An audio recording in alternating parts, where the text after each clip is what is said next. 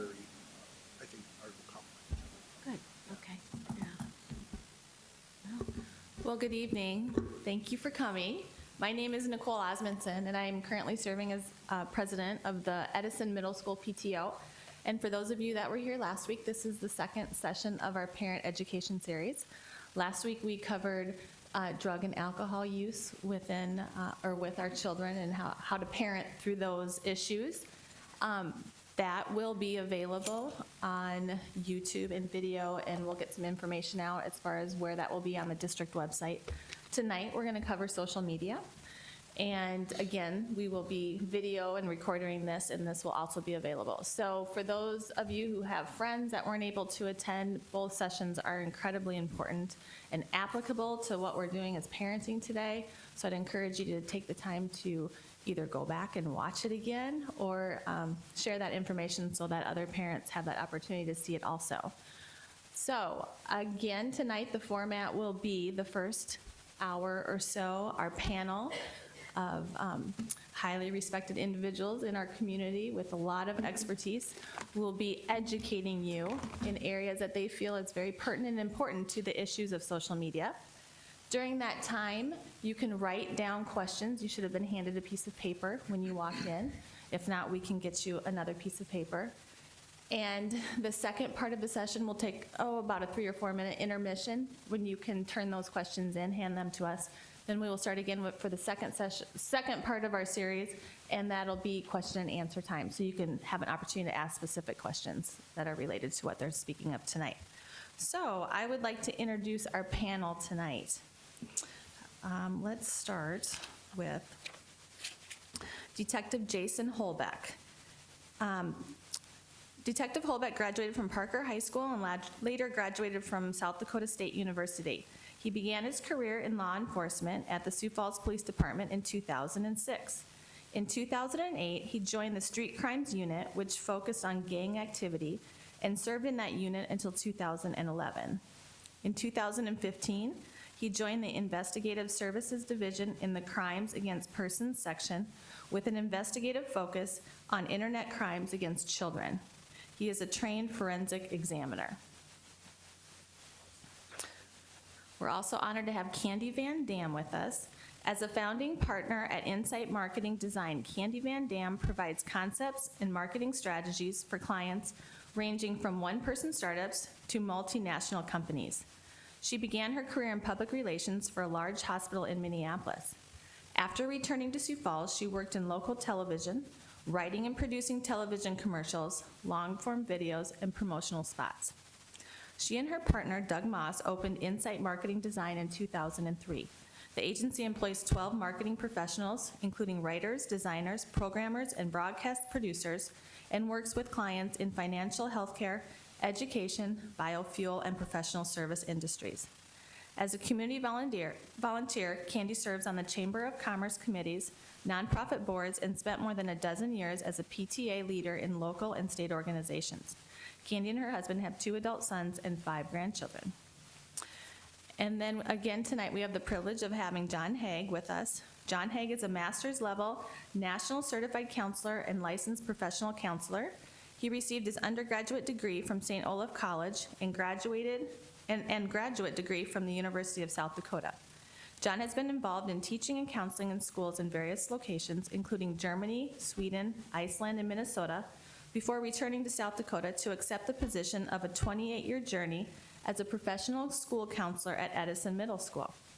His passion has been centered around researching and understanding adolescent behavior and parenting of adolescents.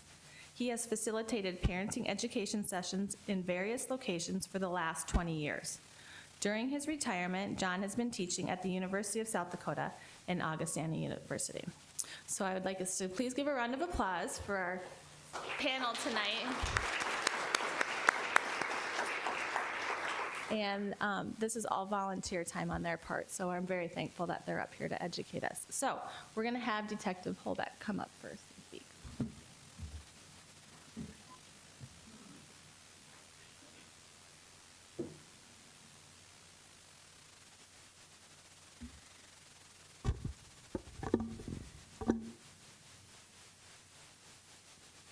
Hello. Well, I guess I'm just gonna start it off right now. Bio was a pretty short synopsis of my life, but to let you guys know why I got into this aspect of the police department, because there's many different things you can do at the police department. We see a lot of bad things happen to a lot of people. Is it better now? Okay. We see a lot of bad things happen to a lot of people, but what I've definitely seen is that those with very little recourse as far as what happens are kids, and especially when it comes to crimes that are sexual in nature. I feel very strongly about that. So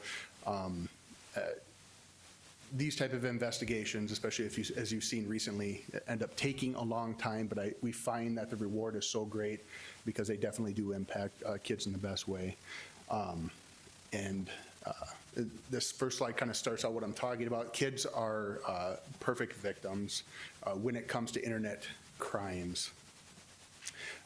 They often lack the physical and emotional development that we would have.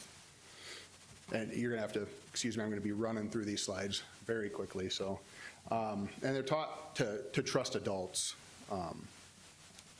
But not all predators are pretending to be children. Oftentimes what we see is what we would think a person who's attempting to contact these children, what we would think would be the least likely scenario is oftentimes what's employed. They oftentimes present themselves as adults, and they oftentimes try to make contact with these children just based off of finding what it is that child is lacking at that time, what that emotional need is at that time. As I stated, they desire attention and affection. If they're not getting it at home, they will get it elsewhere, and that's a lot of times what we see with these young kids.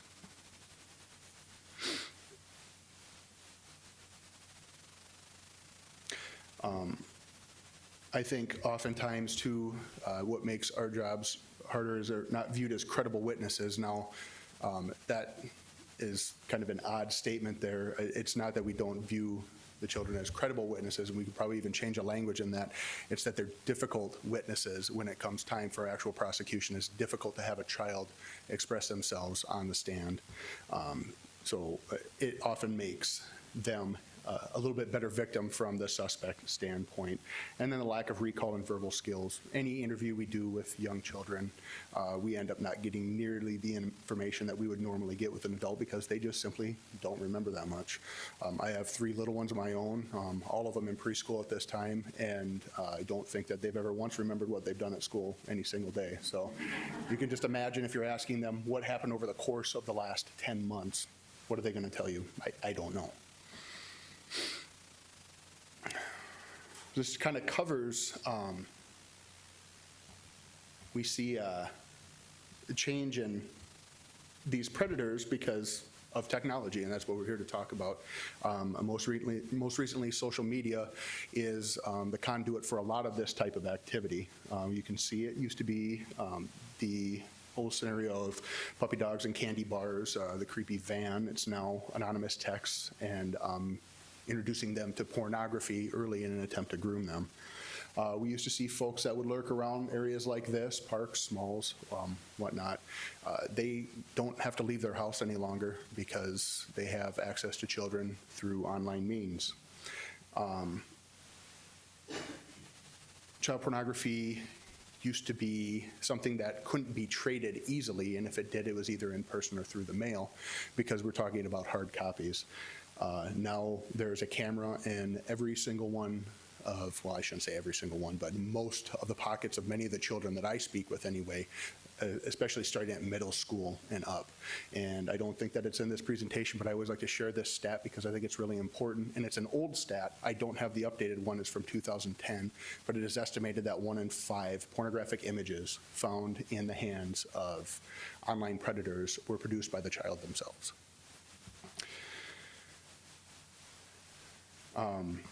In the past, they were considered lonely and hunted. Now they are easy to honestly interact and share with other pedophiles, and we see that oftentimes with peer-to-peer file sharing.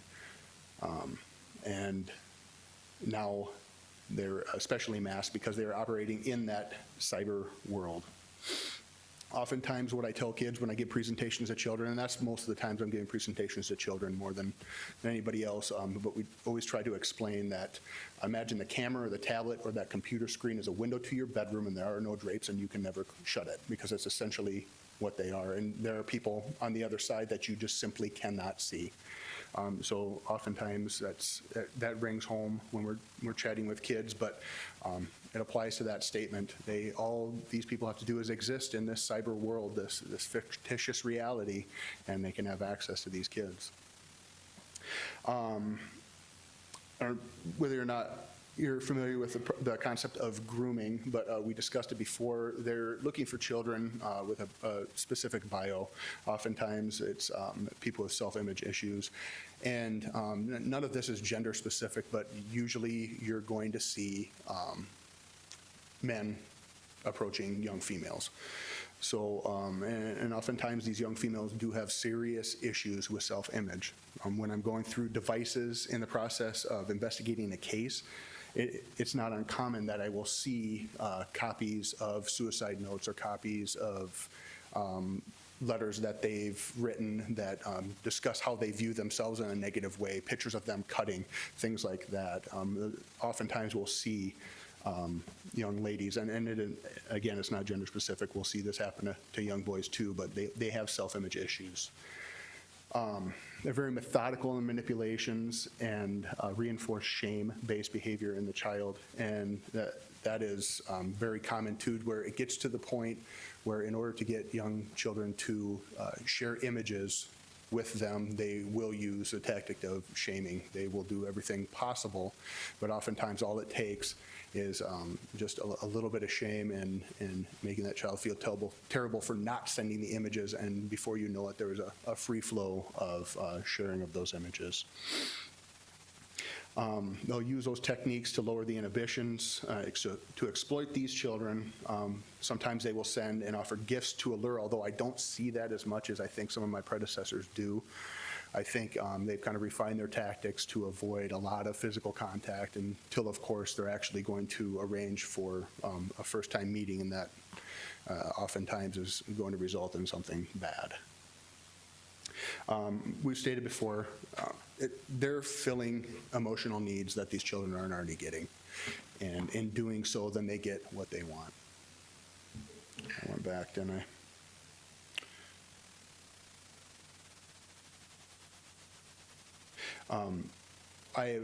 And I'm not going to keep reading through all this stuff too, because I think we're limited for time, but ultimately when it comes down to it with these folks, when I run into my victims and we finally get to the point where this investigation starts because somebody has been made aware of it and they call us, I will find that my interviews with my victims are oftentimes longer than they are with my suspects.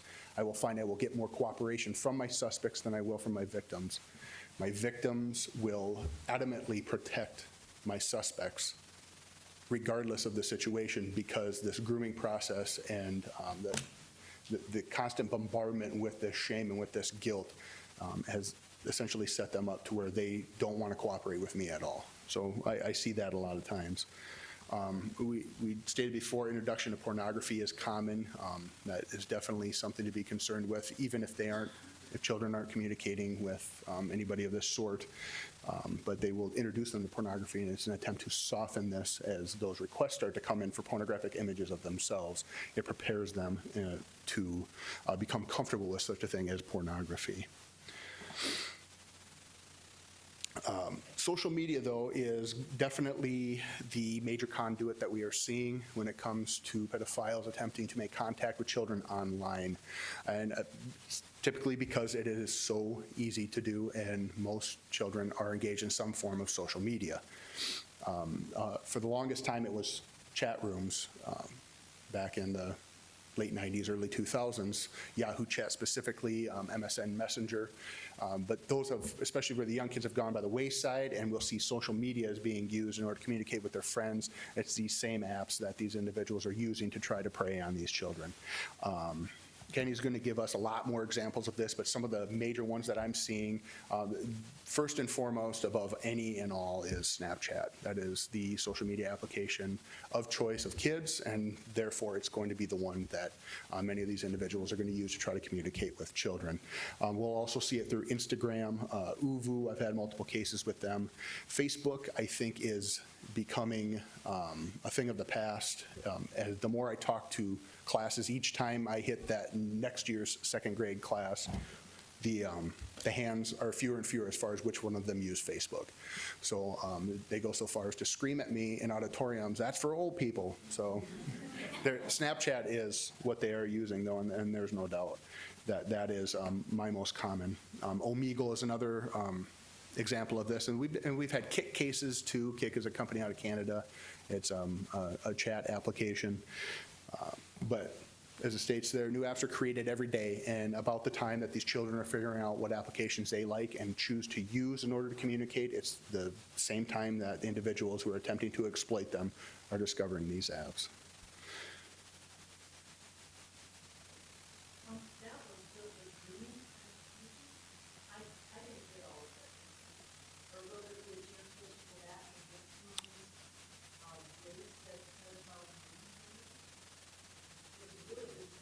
Yeah. It's a lot of it, I mean, a lot of it's the same thing. It's just an attempt to find that, whatever void it is, whatever emotional need they have, and then fill whatever need that is.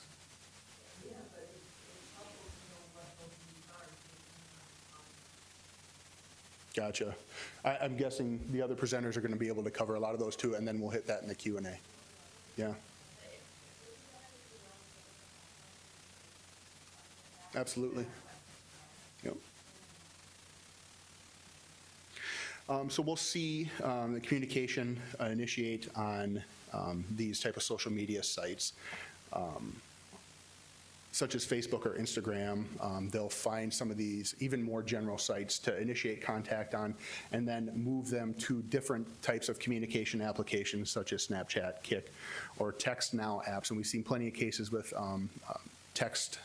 texting applications like Text Now, because oftentimes they also hold the ability to make phone calls through that application, all through Wi-Fi and without any knowledge to any parent that would be providing some type of cellular service.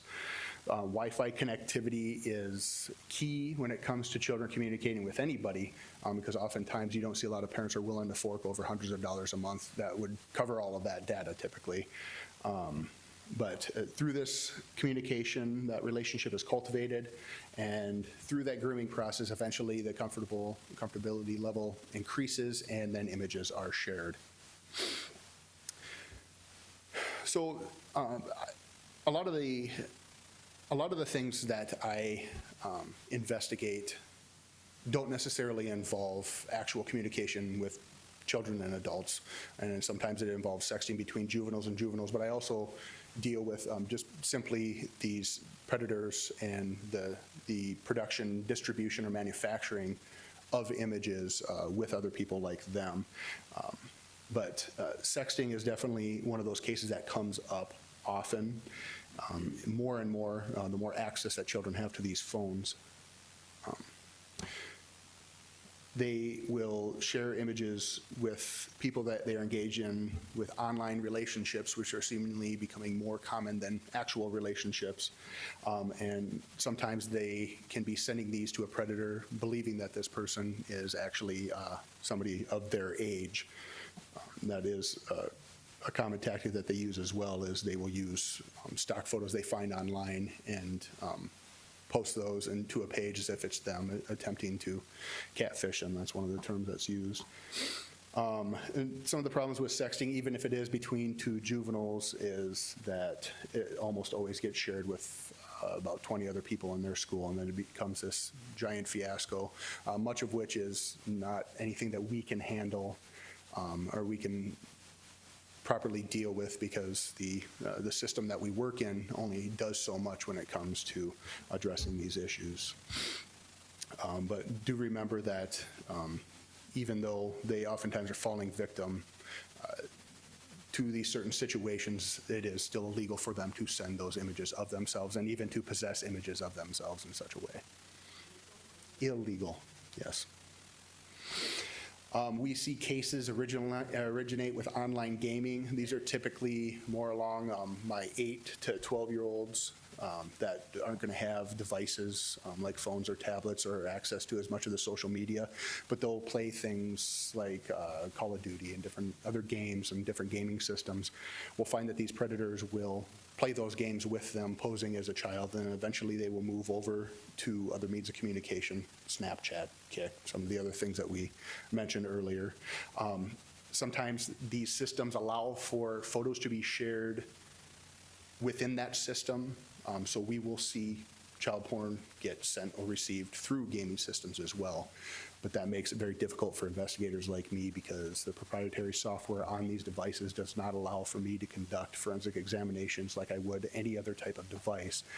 And oftentimes that evidence is lost unless we're able to actually photograph it with a digital camera. That's just how crude we have to get in order to capture that evidence. So I'm sure these guys know that, and I'm sure that's why they try to stick with that. Again, if the kids like it, if it's popular with the kids, these predators are going to use it. So what happens with these images that are sent? Damage is done, the predator has the images of the child. Oftentimes they'll be reformatted and added to torrents for file sharing, otherwise known as peer-to-peer. If you did any type of music downloads in the last couple decades, Napster, LimeWire, stuff like that, that's essentially what peer-to-peer file sharing is. Sometimes people have done movies and music through torrent files as well. It's the exact same thing. It's free software, it's easy to use. It's just that these type of images are being traded through those systems from one pedophile or predator to the other. We are seeing a resurgence in chat room sites, and we are seeing them oftentimes drop links in those chat room sites to things like Dropbox or OneDrive or stuff like that in order to allow for other people to have access to their cache of files as well. So it's another way that these images are distributed and shared. And they're definitely part of a larger online community. It is a network between these folks, and they keep in close contact because the amount of images out there is surprisingly low, a lot lower than you would think, and so anything new, they're very excited to share with one another. Another issue that we see with the images that are sent out, the images have been sent, we can't control that any longer, is shaming. We see the crude term for this is slut shaming, and we will see pictures of young ladies, most times it's young ladies, posted to sites. The sites originate in a foreign country that we have no jurisdiction over, therefore we can't get them to take it down. Even if you make contact with these companies, they oftentimes won't take it down, and they'll go so far as to dox them by placing home addresses, images of families, business addresses for parents and stuff like that. So I've had instances where young ladies have called me and given me a link. I go to the link and I see that it's child pornography, and I ask, what is this? That's me when I was 14, and the person's 25 when they're talking to me. So it's hard to get this stuff to go away. Once it's sent, it is no longer in anybody's control other than whoever receives it. As far as safety goes and helping protect the kids, you need to get involved and almost hovering over them at every moment when it comes for them to use for them to use their devices, because honestly, it's incredible how oftentimes we see parents that have absolute 100% trust in their kids, and then by the time we get involved, that damage is so severe, it's almost impossible to control. So we really need to keep tabs on these young ones when it comes to use of their devices, and Candy's going to go over that a little bit more. Neither software, organizations like police departments or any type of organization can replace mom and dad is running the show when it comes to this. So oftentimes we're clueless as far as what some of these newer apps are, because oftentimes adults aren't using these type of apps. They don't find it necessary. So you need to get to know, you need to get back down to that level and know what type of services, what applications, and if you don't know how to use them, ask your child to help you understand how to use them. But if if they've got an app on your phone and you don't know how to get into it, find out how to get into it, because you're going to need to be able to see what it is that they have. And then educate yourself.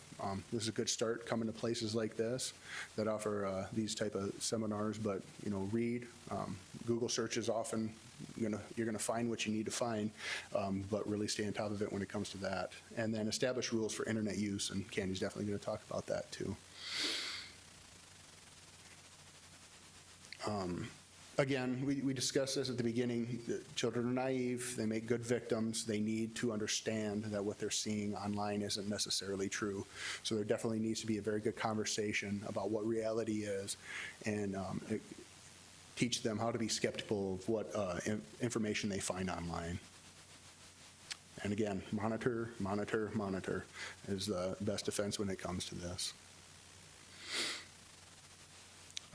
Another example is to make computing a family activity. This isn't always realistic, but it's definitely a goal to shoot for anyway. But essentially refers to as just having these discussions with your kids and even working with these apps online with them. Make sure that it is ingrained in them that anytime anything threatening or inappropriate comes their way, to report it to you, to a school counselor, to a school resource officer, or the police, if it does come to them. Because the sooner we can get in front of it, usually the better the turnout is. Know the passwords to each and every account, and don't ever allow your kids to have full control over any device. These are the famous last words. I hear it every time I talk to parents in cases. My son or daughter, he would never do something like that.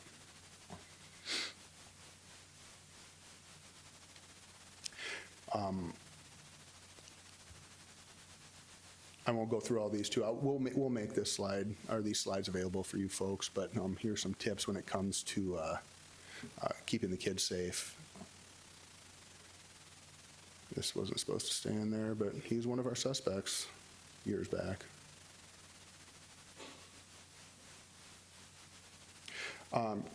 Candy's going to cover parental control apps too, but again, Google is your friend. You will find a lot of responses. You will have to do some research as far as what types of applications, control apps will be something that you feel is something you can utilize, but there are a lot of options out there. The best defense I've seen so far, and it doesn't mean that it's going to stop everything, or applications that show all text activity, even to the point where everything the child does on the phone is mirrored and sent back to the parent's phone. Oftentimes we don't see that employed until these young ones have already got themselves in deep and the trust is gone, but it definitely keeps them honest. But I have had a recent case even where that has even been enough, and finally, after about 3 months of grooming, and it was a peer, so it wasn't as horrific, but after about 3 months of grooming from the suspect out in New York, finally knowing full well that father was going to see the images and the messages, here they come. That's the power that these folks have over some of these young kids. The note there, these apps are only effective if you have control over your child's device. I run into a lot of issues when it comes to parents who are reporting something like this to me, where they don't want to deprive their child of the device, the same device that they've used to get themselves in all of this trouble. Oftentimes it's because they don't think they'll be able to call 911 if they need to. They're not going to be able to call grandma if they need to. They won't be able to call mom and dad at their office if they need to. I really would just challenge you to think back to your childhood and realize that you're all sitting here breathing air without the use of these phones during your childhood. And I did too. It wasn't until 19 until I got my big brick phone. So here we are, alive. It's amazing. It's good to let those kids disconnect. And there are other alternatives when it comes to and kids have the ability to communicate. There's things, they don't have to have the iPhone 7 in order to communicate or to call 911. There are other options. So just consider that, especially if you've got some trust issues. If they cannot make good choices with a phone, are they better off without it? I'm biased, but yes, because like I said, this stuff is so hard to undo. Here are some online resources. Candy will have more. I'll just leave that up there for a little bit. And again, I apologize for running through stuff. We want to get a chance for everybody. I keep hitting buttons. I want to give a chance for everybody to talk, and well, we'll be able to cover a lot during the Q&A, but that was a very quick baptism by fire as far as online investigations go. Thank you.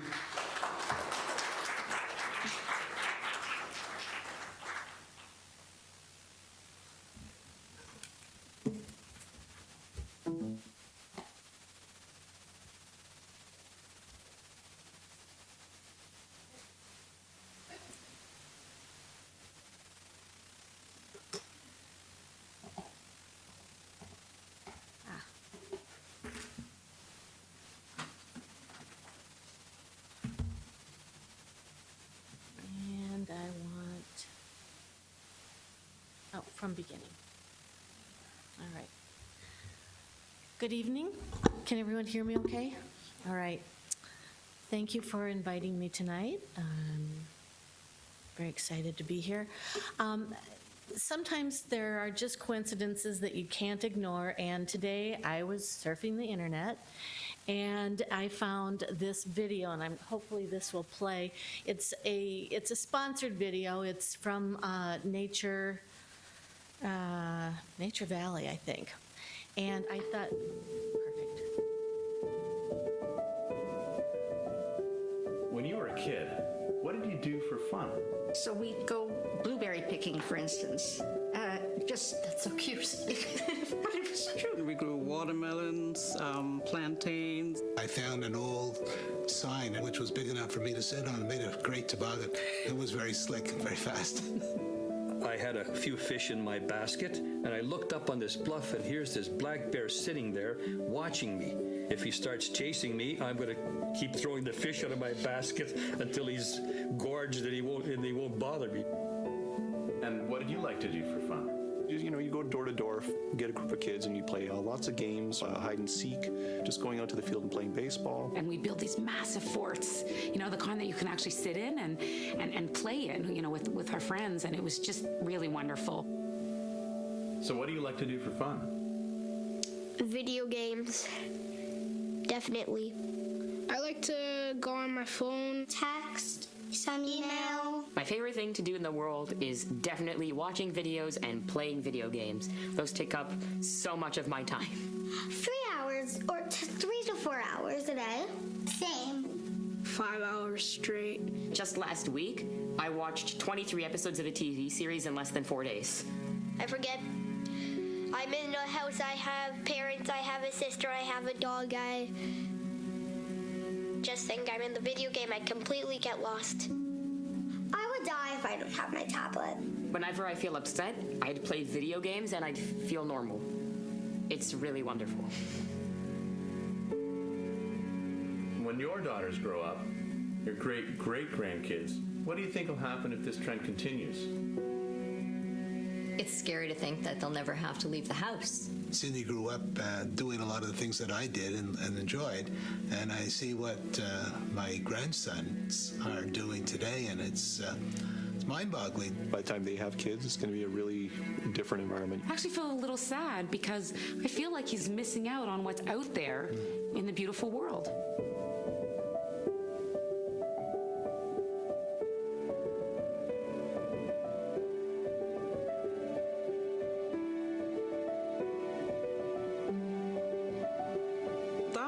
Special connection with nature. I think it's innate in all children, but needs to be nurtured.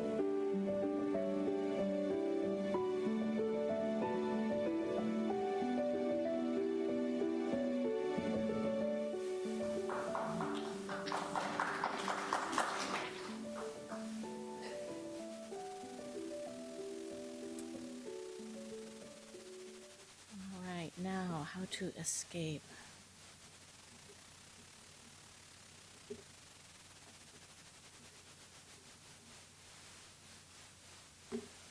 All right, now I've got myself into a place where I can't get out. Maybe, all right, here I am. All right, so like I said, I found that today and I thought this is so appropriate, and it It's so emotional. It's also a sponsored video, but I think that there's such a strong message there that I just thought it would be good to play. So today I'm going to talk about digital age and your child. You saw a little bit about screen time, and there's a lot of different ways that kids can have screen time. Televisions, computers and tablets, those smartphones, and on all of those they're playing games, they're playing apps, they have social media, and they're going to websites. And Jason talked a lot about that. I'm going to just talk a little bit about some of the other things that parents encounter. How much screen time do kids have every day? And I am not here to tell you how much your kids should have, but there are, at least I know that my children limit for their children. So I know that parents are limiting the amount of screen time that kids are playing on their tablets, on their smartphones, on grandma's smartphone even. And so those are the things that we need to be aware of. And we also need to talk to them about digital privacy. I'm going to cover some of those things tonight.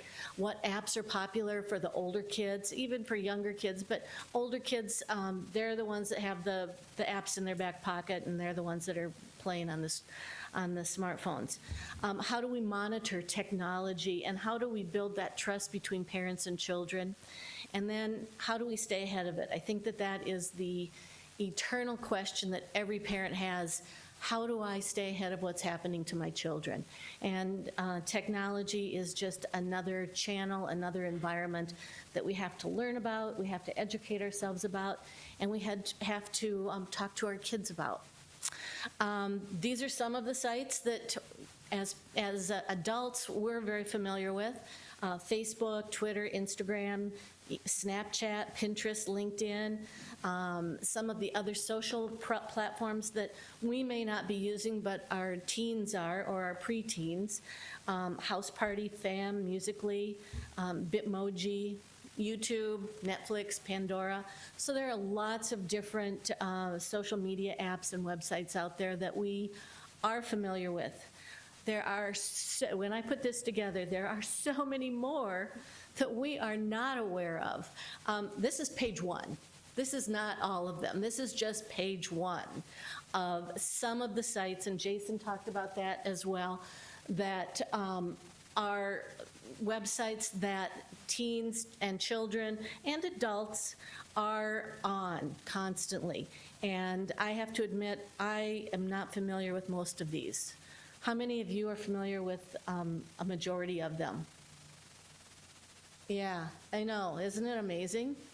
It is just a Wild West out there. Okay, next slide. More sites that you may not be aware of. I'm going to talk about two of these that are on here, but there are so many more that parents need to educate themselves about, that we need to understand which ones are our kids going to and which ones are they using and how are they using them. So I'm going to talk tonight about two of these, but all of these have interesting features that we need to be aware of. The first one is a calculator. So you know about this one. So you go to you have a calculator on your smartphone, and it works like a real calculator. You can use it on your kid's phone. It's a real calculator, but you put a code into it, a password into it, and it goes into a hidden area with videos and images and messages or other apps that are hidden away that we don't see because there's a layer of security between them and us. So inside a calculator, smart hide calculator, not a good thing. The other one is Yik Yak, and I've heard of this one, and you may have heard of it as well. It's a social forum that is geographically centered, and high school and middle school students use it to cyberbully. And do you see this one a lot? Yeah. So this is another one that it's not a good place to be for our kids. And so Yik Yak, how cute is that little guy? You know, you see him on the phone and you don't know how nasty it is. So those are the only two I'm going to highlight, but there are so many out there, and as Jason said, more apps developed every day. And it's really hard to get your arms around all of them, so you just have to, it's a never-ending process to educate. So how to monitor your child's internet usage? The best way to do it is check their browser history. At least that's the first step. Check their browser history. There are ways on all the browsers. Internet Explorer has tools. Chrome has history. There are lots of different browsers out there, and they all have a browser history. Something to remember. If there's not a browser history on there, they've cleared it. And that's also a big red flag. So there should be a browser history, and you should be able to find it, and it should go back for, gosh, as long as you want to go back into it. And if they've cleared their browser history, then you need to talk to them about that too. I'll talk about that in another slide. So how to monitor, again, it's a chronological order, and it's from the newest one is at the top generally, and then it just reverse scrolls. So you can go all the way down a day, a week, a month, however long you want to go back. And if your children or your child resents you looking at his or her browser history, that's something to talk to them about too, because that is one of the rules of the road I'm going to talk about in just a minute or two. While I was putting this together at work, I was visiting with one of my coworkers, and she has 2 preteens, and she was wondering how much screen time they were using. And so she put an app on that links her phone to their phones, and I think it was called VPN. Are you familiar with that? Yeah. So she could see how many hours or how many minutes of screen time, because they were way underestimating how much time they were using their phones. So she was able to say, you know what, you were on here 2.5 hours between the time you got off school and I got home. Oh, you're kidding, Mom. I didn't realize. So, and again, that's another way to monitor. So as Jason said, there are lots of different apps and a lot of different tools out there that parents can use so that they're aware of what's going on. Here are 3 software programs that you can use to help monitor as well. SafetyWeb.com. It monitors social networking sites like Facebook and Twitter and other ones, and it deletes explicit content it detects explicit content in your child's messages, and it will send you an alert. Social Shield. It's a paid service that checks your child's friends against a variety of databases and alerts you if there's a chance that that person that's in contact with your child is not who they say they are. And McGruff. Who doesn't remember McGruff? So McGruff Safeguard allows you to remotely monitor online conversations, search terms and sites visited. It gathers a huge amount of information and presents it in an easy to understand way. I didn't include all the information about all of these, but the McGruff one was interesting because it also decoded some of those words that kids use that we don't understand the real meanings for. And so it has a dictionary in it, which is really cool. So, now we're going to talk about rules of the road, if you will. Teach internet safety. Teach your kids not to give out, just like we told them don't talk to strangers. Teach them to not give out phone numbers or personal schedules or email addresses or locations to people when they're online. Have them talk to you about when they've met someone online. That's pretty scary, but you want to keep those lines of communication open. Teach them to be skeptical of emails or communications from unknown sources. Today we get so much spam. Our kids are getting it on their phones, on their smartphones, and on their laptops as well. Teach them not to give out online passwords to people they know. Not just people they don't know, but to people that they know. Passwords, the only one who should know the password besides them is you. And don't download software or programs without checking. So there should be a standard rule that there's nothing downloaded until you've given an okay on it. One of the things that Jamie Nold talked about earlier tonight before we set up was that he is the keeper of all the account passwords for his kids' phones and their social media and their other laptops. So that is really the first rule that you need to maintain, that no one should have private email or social media accounts. Parents know all the passwords all the time. Install internet accountability and filtering on all the devices, and that will block inadvertent exposure, hopefully, to inappropriate material online. Use Safe Search on all web browsers, and you can go into your web browsers and you can find out what those Safe Search parameters are, so that while they're not foolproof, it is just one more layer of protection that you can put on your browsing for your kids. Finally, we're going to talk a little bit about homework. There are so many things that are happening out there that we have to be aware of, and as parents, we have to do our homework too. So we need to keep aware of what's going on out there. We also need to have that line of communication open with our kids. And as a mother of former teenagers, I know that's a really hard thing to do, but it has to happen. Ask them what sites they're using. Be engaged with them. Find out what video games are they playing. At some point, they get to an age where they go out and buy their own video games or download them. And so we need to understand what they're playing, what they're doing, what apps they're using.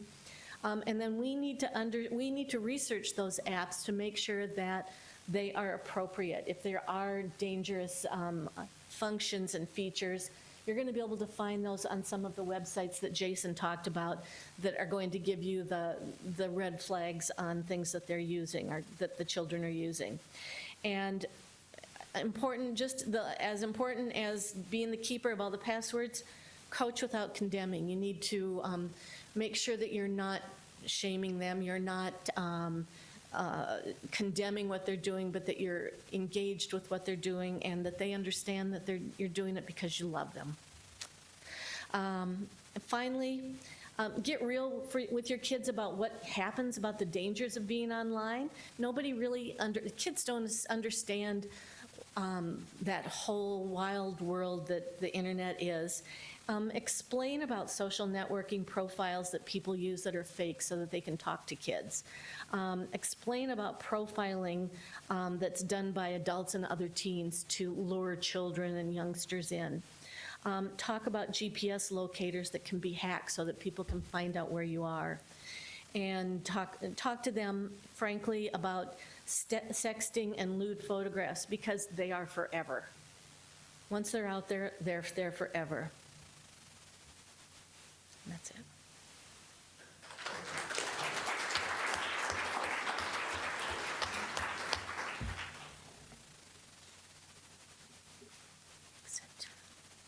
Exit. You know, is it back here? I suppose you can get Oh, yes. And then you're the other one.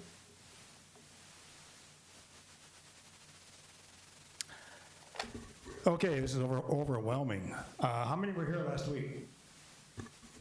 Ooh, good. How many were born between 1980 and 2002? 3, 4. You are millennials.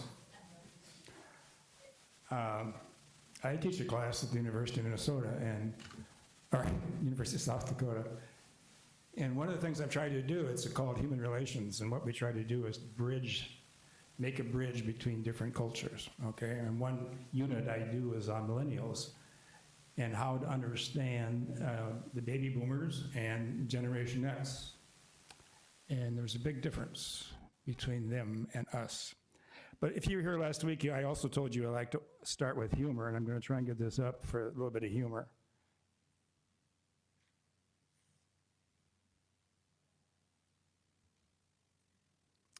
It's not here.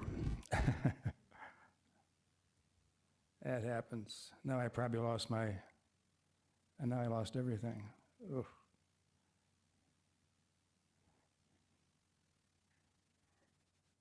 Okay, I won't go with humor. Maybe during the break I can pull it up. So what Nicole didn't tell you is that my class at the university was over last week, and I got a call on Friday that, would you come back to work full-time as a middle school counselor? So that's what I'm doing. So I am going to be a middle school counselor the rest of the year for a counselor at Memorial who had a baby. So what do you think one of the first things that, one of the first cases I had to deal with? A girl sending a nude picture to a friend who was male, and the male sending it back, his picture back. I hope you will often thank your school counselor for all the things that they go through to help protect our kids and to work with our kids. One of the things that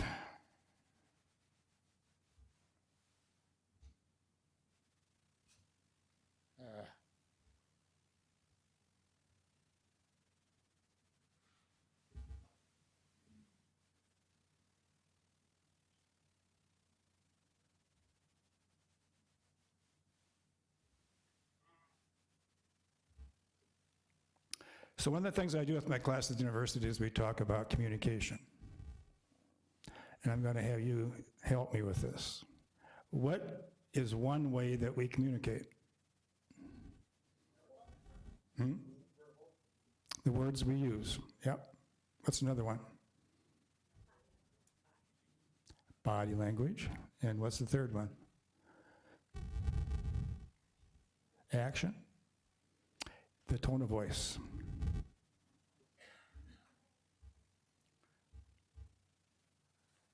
Those are three ways that we communicate. I'm communicating to you right now through my body language, my words, and my tone of voice, right? So which of these three do you think is the most important way that we communicate? Words or the body language, or is it the tone of voice I'm using? Both? All three? There's one that stands out.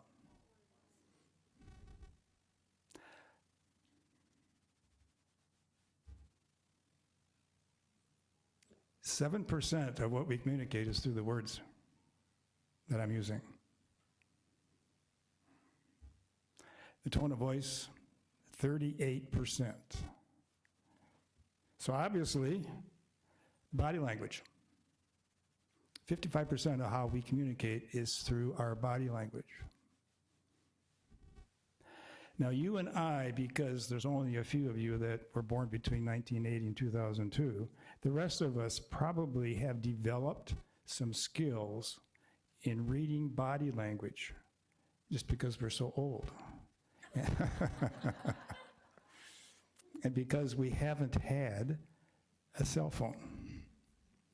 One of the big things that I try to communicate with my kids in my class is the fact that I grew up without a cell phone. And then I showed them a slide, a series of slides of kids, of teenagers. One slide shows four of them in a museum, and they're all on their cell phones, not looking at what's on the walls of the museum. I show a slide of two best friends out forever, or two best friends forever, and of course they're talking on their or they're looking at their cell phones. I show a slide of kids at a football game, and they're all on their phones, not looking at the game. So I showed these slides to my class, and they say, well, what's new? They are so used to that. But those of us, well, then the last slide is a quote by Einstein, and it says, when technology takes over, we're going to raise a bunch of idiots. And that's his words. And so again, I show that to my students, and I try to get some reaction, but they think that's their life. So what I have to do, and what people, maybe some of you have to do, is to adapt to this new life.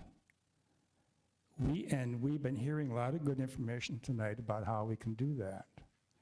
But this is difficult for me because I did not grow up with all this tech stuff.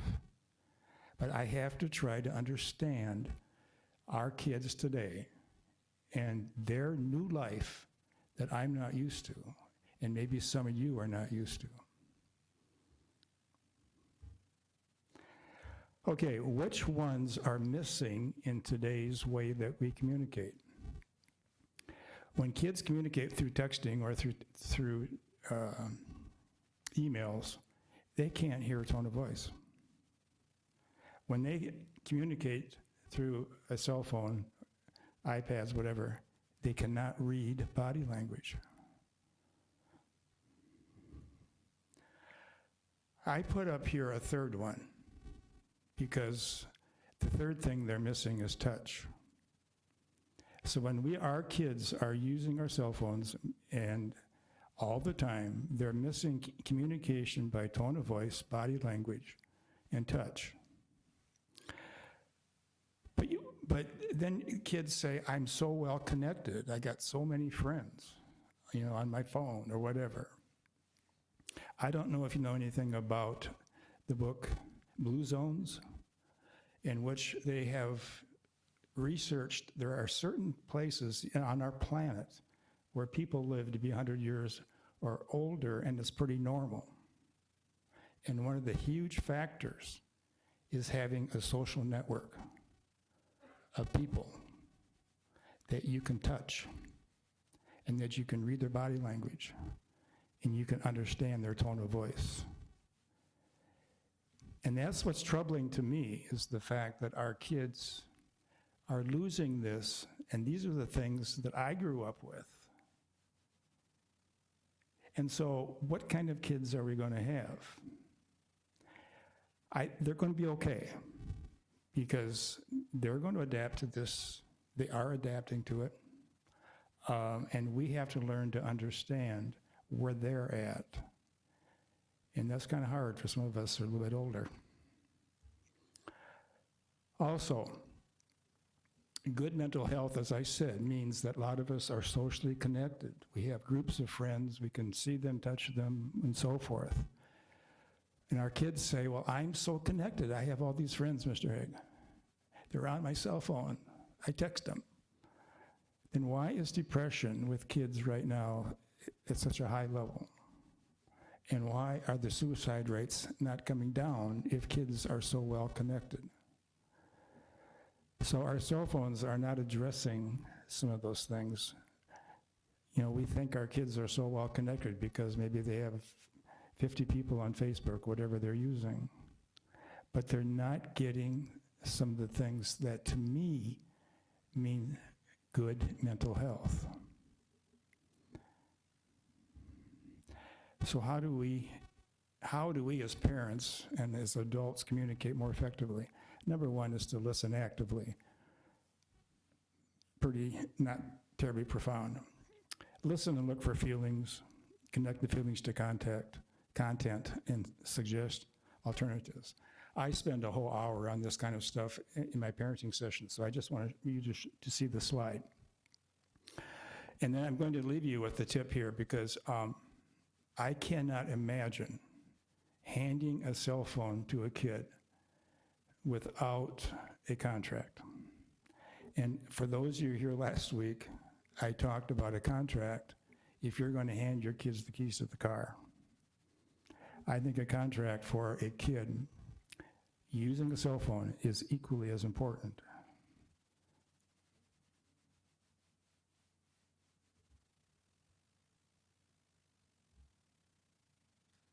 So I have one up here that I like, the cell phone contract for teens. There's some things in this one I don't like, but basically it's kind of a good contract.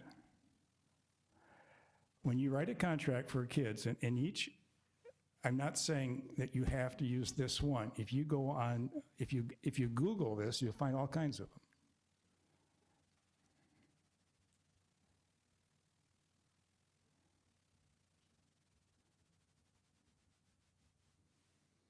But at the bottom, this also has some parent expectations.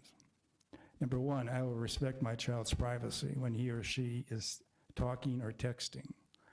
Number two, important one, if I have a concern, I have the right to read text messages or review call logs without telling my child first. Important to tell your kid that you will check. Don't just do it in secret, but tell him ahead or her ahead of time that if you suspect anything, you as a parent have the right to do some research on what's going on. I will pay the standard monthly fee for the cell phone. Why is that important? Because I've had some parents make the kid pay the fee. But if the kid pays the fee, he feels or she has ownership. You can't tell me I can't do that because I own it. So it's important for you maybe to do the monthly fee, but if they have extra charges on it through something other than emails or whatever they're doing, then they have to pay for it. What I would do on a contract like this is have the kid initial each one that he or she has read it. And I would not surprise the kid with the contract and says, here's the contract we're going to use. Give it to the kid, have the kid read it, say, okay, we're going to talk about this tomorrow or the next day, and I want your input. How powerful it is for a kid to know that his parent wants his or her input into this contract. And then you come into this thing about negotiating and how important it is to negotiate with the teenager so he or she feels they have some power. One of the 5 goals of a teenager is to have power. And how they get it is the problem. And as a parent, you have to help your kids get this power. And then you go over this contract and you review it maybe every month and this kind of thing. It's so important, as I said last week, to put things in writing because a teenager is going to come back and haunt you all the time with, well, I didn't know that's what that meant, or I didn't understand that. If it's in writing, paste it on the refrigerator or have someplace where it's accessible, where you and the kid can see it once in a while. It really helps to have things in writing, especially the big life and death issues. Not if they're going to do their chores, but big life and death issues, the contract is so important. I would also like to, besides the contract, is all of us can work to put what I call humanness back into our lives. I've had parents tell me some things that they're doing, and I'm sure many of you in here are doing some good things too. One parent says that all the cell phones during dinner, if they're still eating dinner together, are put in the middle of the table and nobody can use it for the whole dinner. I think you have seen, and I have seen, some very poor modeling going on with our use of cell phones. I have a friend who every time I get in the car with him and we start driving, he's got a cell phone call, and he answers it. Makes me feel not so good, as if I'm not that important. We do that as adults. A phone call comes in, and we're with our kids in the car, and we'll answer the phone. So what we do as parents and as adults is so important that we model appropriate behavior in our use of technology. And so I could go on and on about examples of humanness. In fact, I had parents last week, I had a set of parents, they have 2 kids in middle school, and they do not have cell phones. I says, how do you do that? Well, that's our rule. They're not going to have a cell phone until they're 16. I says, well, don't your kids then go off and use a friend's cell phone, which is a problem? And sometimes, yeah, they do. So having a cell phone or an iPad or whatever is a huge responsibility. And these people behind me have given you some of the information that you need to have the informational talk with your kid about some of this stuff. But then please put a guy or a kid on a contract. It makes life a little bit easier for parents. Thanks.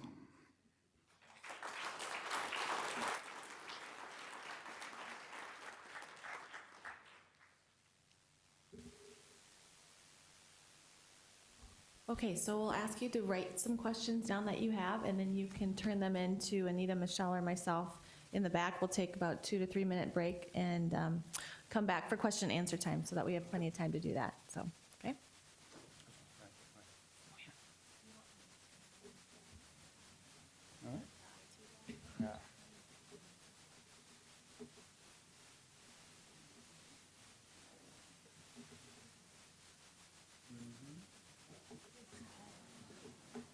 Thank you.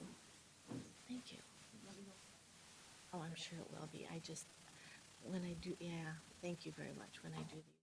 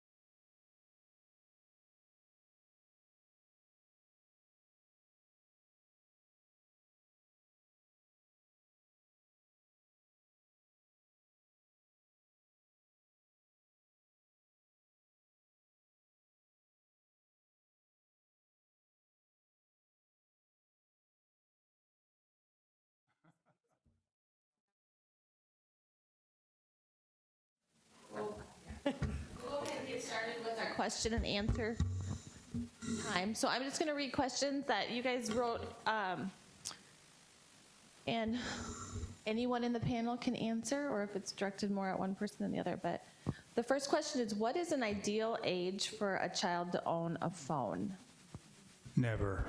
I second that. I think a lot has to do with your kids and how he or she can handle responsibility. Some kids shouldn't have a cell phone until they're older because they're not very responsible people. So that's, I think, is a situational thing according to your kid.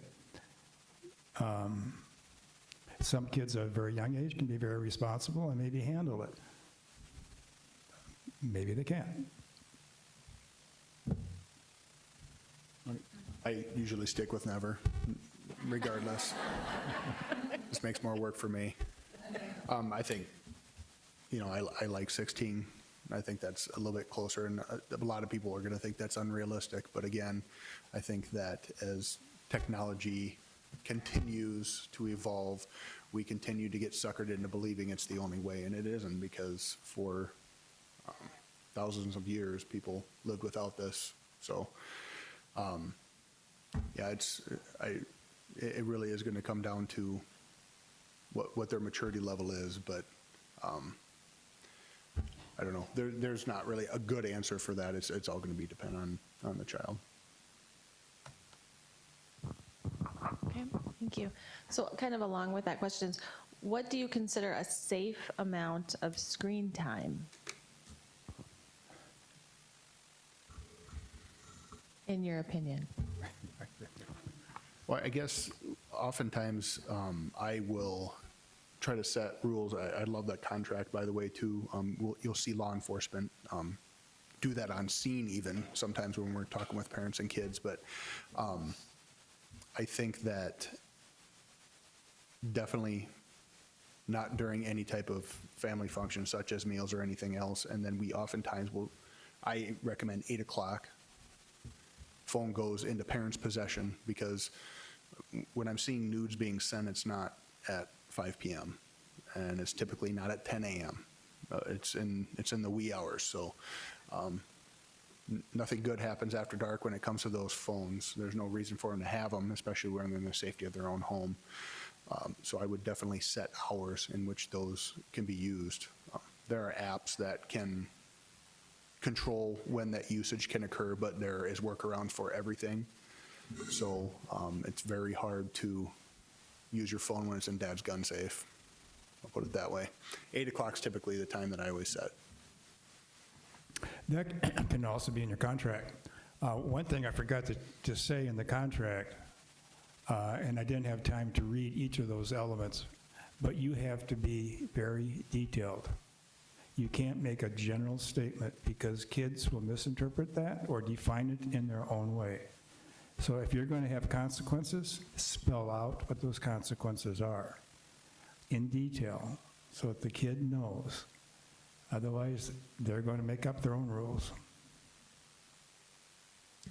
The only thing I would say is that I think there needs to be a balance between screen time and all of the other things that are out there in the world, reading and nature walks and being with the family and doing all of those things that are not screen time. So there needs to be a balance so that they're aware of other activities that they should be doing to fill up their lives. Thank you. How do you figure out what the new apps are, and is there a place to find them?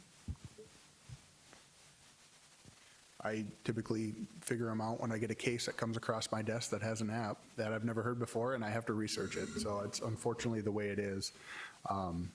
With the caseload we have, we don't have a lot of time for some of that preemptive research. Would be nice if we did. But a lot of times it comes from that. Sometimes I'll get it from school resource officers too, who are noticing a trend. They're seeing something. They call and ask me about it. If it's something I know about, we'll talk. If not, then I'll have to try to figure that out. But unfortunately, I don't use a lot of these apps myself, but I have to become familiar with them when the time comes.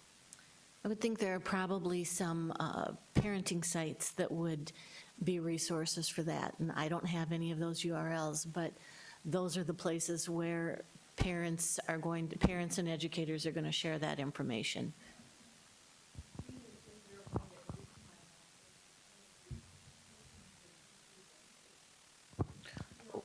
We will make copies of their slides that they put up there available to you. So you can get those off there, the ones that they had up there. Okay. Oh, I just was going to add, with my kids, I have an iPhone, they have Apple One. So it sends me a request before they can download any apps, whether it's free or have to be paid for, and that way I get the app before I allow them to put them on. did everyone hear that comment? With the iPhones, if their child wants to download an app, they have a request sent to the parent to approve of that. That might be one other way. So.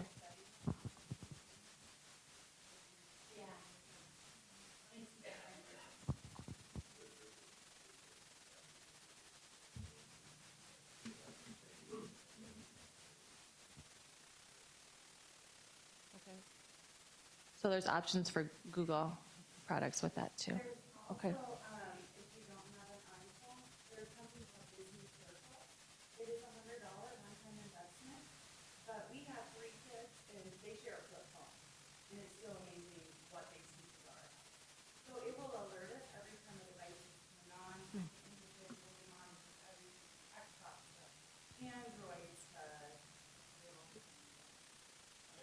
to DS's, everything. Everybody can be individualized. You can set timers on it. It makes it effortless to do our job. I mean, it is so much easier. Chromebooks, when you're running home from school, you can put those on it. So I do, like Disney Circle, if you look at their commercial alone, you'll go, oh my gosh, this is my house. So that will help with Androids too, and it will help with all of them. If you selected for teenagers who can rent into the house, because it will say you have a new device. And we're going, so it works in the summertime if you've got teenagers, and we told our kids we're monitoring you, but we never told them that we're monitoring them. As far as we didn't want them to know that we could. And it's called Disney? Disney Circle. Disney Circle. Ever heard of it? No, that's good. It's free, and after that, and then I think there's $10 more a month to pay. It's for extra storage, and if you want to monitor it outside of your network. If you want to monitor their phone on a school network, a friend's network, anything like that, for $10 extra. So otherwise, $100 off anything off of your Wi-Fi. And then him and I can set it up for ours, and we're not monitoring. We don't have filters. You don't have to worry, well, what's on my stuff, but every single thing is. So it has been awesome. Interesting. If you're using data, my kids haven't figured that out yet. We've had it for a while. So they have not figured out. They will get to a point where they'll tell their girlfriend, boyfriend, hey, shut yours off and things like that. But that's just the perk of it. It was never meant to catch.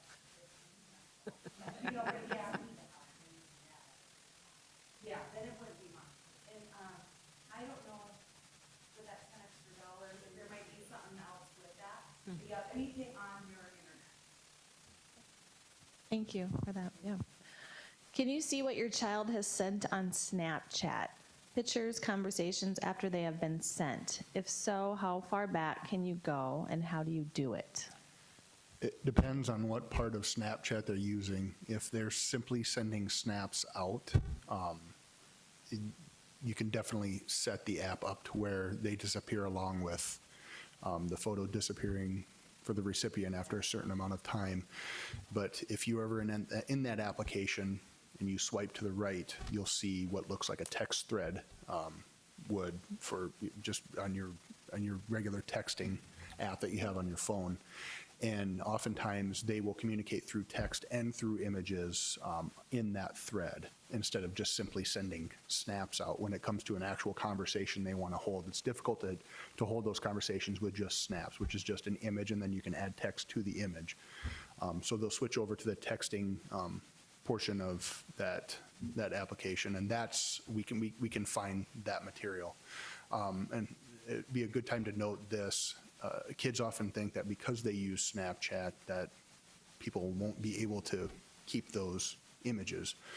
You can screenshot Snapchat images. It does alert the sender that screenshot has been made. However, it's not going to stop anybody from using another device to take a picture of the screen to keep that image as well. So Snapchat is not as anonymous as they think. What is the fine or punishment for a juvenile sending naked sexting photos? We tend to divert almost every crime that any juvenile commits. So you won't see them go to JDC. You typically won't see them get fined. And if they do end up in front of a judge, more than likely what you'll see is some type of probation. And that's usually the extent of it. The system is not set up for punishing juveniles any longer, so it's really going to fall on parents' shoulders in order to take care of that, because we are not seeing much happen with convictions when it comes to that, if we attempt prosecution, which is not always the case.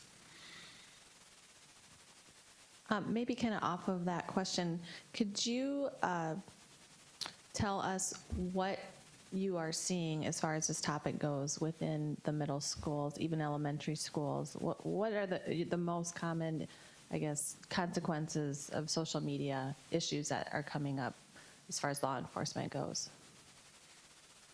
As far as... Understand my question? Well, I think like last week, it was very eye-opening that, some of the issues we're seeing with drug and alcohol use is actually happening in middle school and elementary school at this point. And so some of us were, surprised to hear some of those things. As far as social media goes, what are you seeing these days that as parents we need to be concerned about in the younger years? I think 8 is probably my youngest as far as the exchange of nudes goes, although that's not common. I've had a couple 10-year-olds, but oftentimes it is middle school when we start to see these type of things start. Most of the time it is somewhere around when puberty begins, because then that curiosity begins, and that's when these type of things happen. I don't know if I'm answering your question correctly, but... Somewhat. There's another question here, like cyberbullying, or what are a lot of these consequences? We talked about sexting, but we haven't talked about cyberbullying, or we obviously don't want our children to be on these sites because we've talked about predators also. Mm-hmm. But are there other issues that maybe we haven't addressed yet that you're seeing? Well, from my perspective, remember I showed you the slide about body language and about the tone of voice? And oftentimes, especially girls, they get these texts or an email, and they cannot read the body language or the tone of voice, and they misinterpret everything that's being said. And that's where the counselors come in, because then we have to try to work it out. We may have to call the person in, if we know who was the texter, and say, what did you really mean? Because girls, especially girls, get to all this drama, and I had one today, because she misinterpreted what was said to her through a text. And they get all, they really get upset when these girls can't understand why their friends said this to them, when it may have been a joke. And now we have to use abbreviations in our texting so that we can relate to the other person our emotions at the time. LOL. It's supposed to be a joke. I used to think LOL when I first got into this meant lots of love, and I thought, man, I'm getting lots of love. But it means lots of laughs. So now our kids are coming up with all these abbreviations to try to tell the other person their emotions. But it's not working very well. Mm. So one of the things that, as I said, that we have to do a lot of in middle school is interpret what the other person said. And another issue, and it's completely unrelated, but I dealt with it today, so I'll talk about it in a minute. We have a lot of families right now, as you probably know, that are divorced or separated. And we have kids going back and forth between one to the other parent. And if the parents are not getting along, the ex-spouses are not getting along, what happens so often is one parent will buy the phone, and the other parent, when the kid comes to live with the other parent for a while, has no control. And so she or he, when for instance, maybe he's or she's living with mother, and mother didn't buy the phone, the kid says, well, it's mine. My dad bought it for me. And that is happening a lot lately, is that if the spouses, ex-spouses, are not talking and not have the same language or the same whatever, the kids are going to manipulate those parents back and forth. And that is becoming a big issue with those of us who are counseling in middle school. Okay, so then back to the cyberbullying. Do you have suggestions if your child is being cyberbullied? Well, those things are handled again on a situational basis. And we would hope that those kids would report it, because they can now report it through the website or online to us in the school. And so I get a whole page of, for instance, of a bullying that's supposedly going on with these kids, and the kid who is reporting it is supposed to tell me what's going on. And then we can take it from there. Yes, it is happening, but we have, I think, a pretty good program in our schools to try to deal with it. If it goes on at home, we can't deal with it there. But at school, these kids come to us, either online or in person, tell us what's going on, and we try then to handle it on a situational basis, mostly through our administrators, because that's a bullying issue, and that can't be tolerated. So when something like that happens, let's say at the middle school, do the parents then find out about it? That's a good question. I don't know what the administrators would do. I don't have to report that as a counselor, because mostly that's confidential, but the administrators don't have to hold everything confidentially. So they would, if I think, if it's that serious, yeah.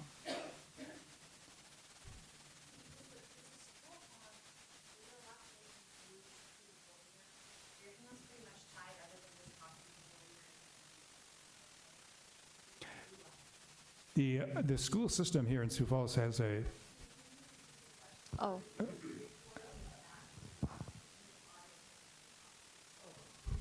She wanted to know if the school has anything that we can do with the cyberbully, right? And there is a pretty set series of things that our administrators do or can do. So I can't say that every kid is handled the same way. It all depends how serious the cyberbullying might be, or the bullying might be, and how often it is. So I can't put a blanket answer on that, because it all depends upon the degree of bullying and how many times. If you define bullying, it has to be done repeatedly. Now, I have 2 online kids that I have to see, but it only happened once. You know, this one said, kids, well, my friend stepped on my backpack and got it wet. Well, it happened once in the whole year, so that's not bullying, but he enters it as a bullying example. So then we have to sort of interpret what some of these things are all about. And if it's a bullying thing, the administrators would let you know. Okay, when using apps like Musical.ly, is that how you pronounce that one? Okay. Is there really a privacy setting? And is it safe if you only share with people you invite or approve of? I guess I haven't really worked Musical.ly before. The only times I run into it is when I'm doing exams on young ladies' phones, and those videos are everywhere, but I couldn't tell you as far as any of the settings or anything as far as how that works. Maybe help with a little bit of that.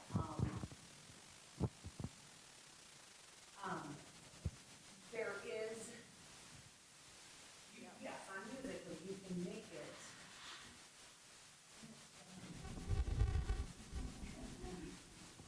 it. Musical.ly is, if I'm too loud, please tell me. Musical.ly is an app where the kids will videotape themselves lip syncing to a song as if they're creating the music video. But it doesn't do a whole song, it just does a little portion of it, maybe like 10, 15 seconds of it. So some kids don't understand the severity of that entire song because some of those words that they're lip syncing to may not be as harmful as the rest of the song. You can share those videos that you do with just friends, but there's also a privacy setting on there, so your children can record maybe something that isn't as appropriate and save it on their phone, but no one has access to it. But from our knowledge and our experience with it, it's just our children had it, and we see what other children are doing, perhaps our own, and we just, Musical.ly is no more. So it's, I mean, some kids use it innocently, but it just takes that one person that is a friend of yours.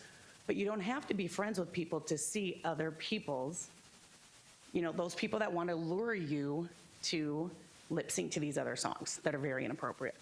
Even though you're not saying it, you're still lip syncing to them.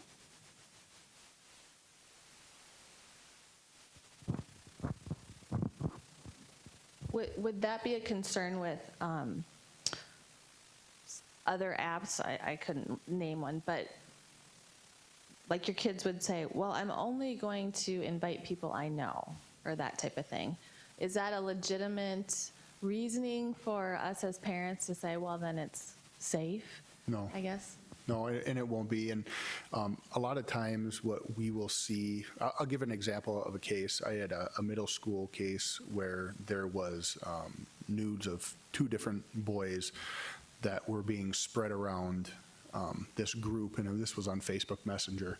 And they were all friends, and they were all members of this group, and they all knew each other, with the exception of one person who was the girlfriend, and I'll quote, end of quote, of a couple of these boys, although all the boys didn't realize that this girl was the girlfriend to others.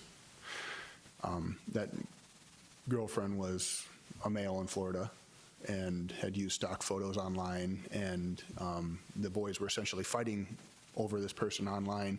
And I think this person who was catfishing said they went to one of the other middle schools in town, and that was literally all it took for them to invite friends. So we see a lot of these young folks are friends with more people that they actually haven't had physical contact with online than people that they actually have. And most of the times when I'm talking with people in these cases, they refer to them as boyfriend or girlfriend. Well, when was the last time you saw them? Well, I've never seen them. They don't ever meet these people in person. And if you go through their friends list, it's more people that they haven't met in person than people they actually have. So just making you can make your page as private as you want, but it will still come down to who the child allows into that circle and to have access to their things, and they usually aren't too cautious about that, from my experience anyway. Okay.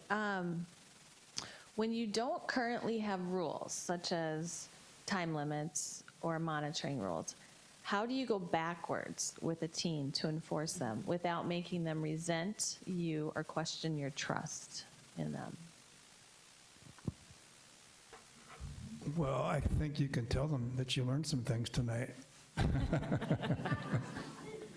And say, hey, I heard about this contract. And then spell out some of those things. And I said, don't say, this is how we're going to do it.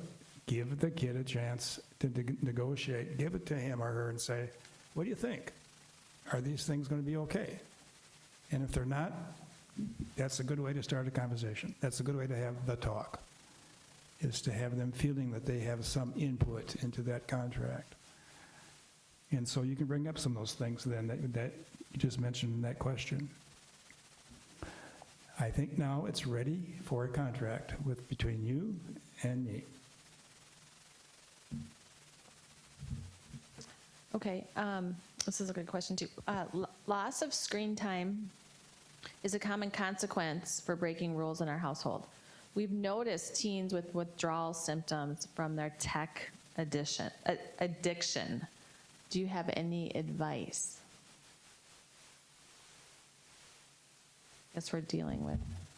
Well, that sort of sounds like that kid has depression.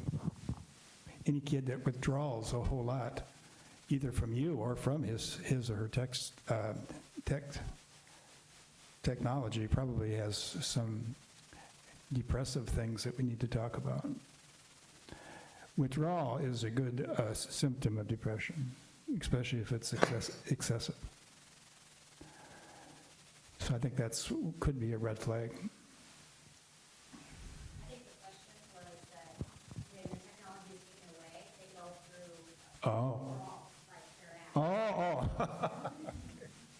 That's different. Yeah.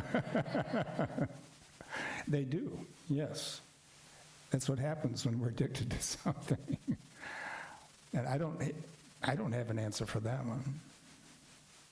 I had a girl in today, and her cell phone was taken away from her, but there's no contract, and she doesn't know when she's going to get it back, and she's really angry because there's no time limit. It hasn't been spelled out to her.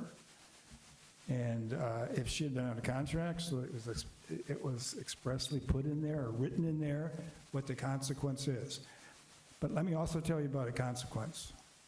And this was brought up last Thursday, so maybe you still remember the PA that we had here, the physician's assistant, said that the brain in a kid is not developed, the prefrontal cortex is not developed until you're about 23 or 24, 25. In some of us, it never develops, but the prefrontal cortex has to do with impulse control. So sometimes kids and adolescents are very impulsive, and sometimes that's beyond their control because the brain isn't developed yet. The other important thing that brain does, or that part of the brain, is to give the kids some abstract thinking about the future. Kids cannot think very well about the future. So if we say, for instance, well, if you put a picture on whatever, it's going to show up. It might show up in 5 years down the road. And then what's going to happen? Well, that kind of a threat probably doesn't mean much to a kid because they are thinking for the present. Teenagers think for the present, for today. What's more important to them is what they have for lunch today, or if my girlfriend or boyfriend says hi to me, they're not thinking about the future.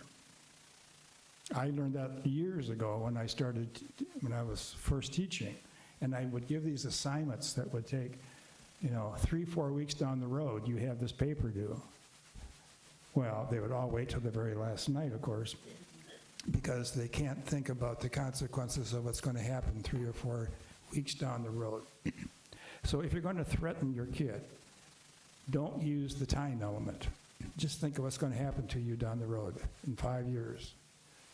You got to talk to them about what's going to happen to you today, and maybe they can understand that. Because these, for instance, these girls and guys that were spreading these pictures yesterday, they're thinking about today, not about what's going to happen 5 months from today. Because we're adults and our brain hopefully is developed in that area, we can think about the future. But that abstract thinking is a little bit difficult for kids who are teenagers. Okay, so that was the end of the questions that were turned in to be asked tonight. So we can conclude our 2-parent education series, and I just want to especially thank our panel for coming tonight and their expertise.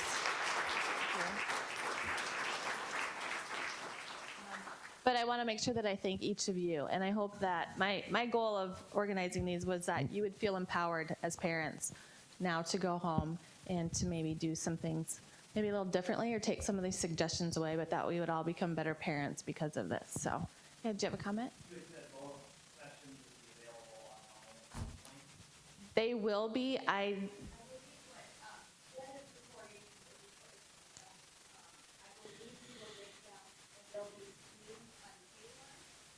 On K-Learn.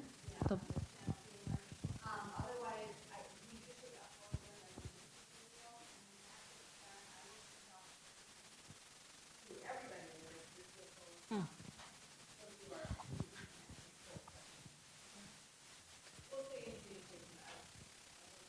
Okay.